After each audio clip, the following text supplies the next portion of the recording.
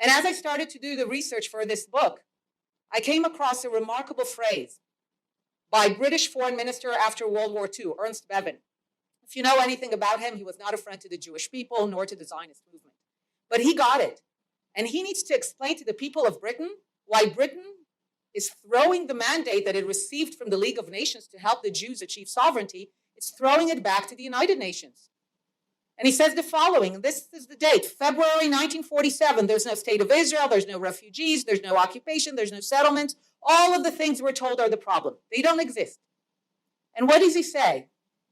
He says His Majesty's government has come to the conclusion that the conflict in the land is irreconcilable. He calls it irreconcilable in February 47. He says, look, in the land there are two peoples, Jews and Arabs, so there were no question about what the two groups are.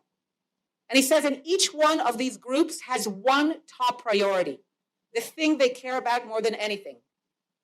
And he says the following, for the Jews, the top priority is to have a state. The Jews want a state. For the Arabs, the top priority is for the Jews not to have a state in any part of the land. Listen to what this conflict is, because this is the conflict, and nothing else has changed.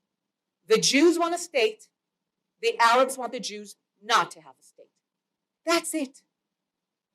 That's the conflict, and that's why it's irreconcilable. You can't divide the land.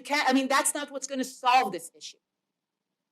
Which means that the only way that we ever begin to come close to any kind of peace, to any kind of change, is that this idea that the Jews should not have a state in any part of the land, this idea has to go away.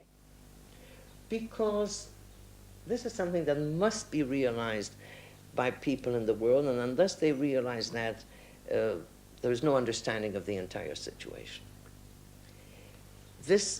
Our quarrel with the Arabs is not a quarrel for a piece of land.